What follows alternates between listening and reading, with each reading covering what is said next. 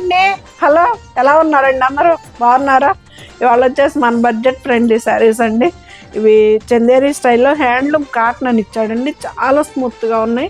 మనకి సమ్మర్కి అయితే సూపర్ కలెక్షన్ శారీస్ అండి. ఇవి వచ్చేసి మనకి హాయిగా కాటన్ శారీస్ ఉన్నట్టు ఉన్నాయి అండి. మెయింటెనెన్స్ కూడా ఈజీ శారీస్. స్మాల్ బార్డర్ వస్తుంది కొంచెం.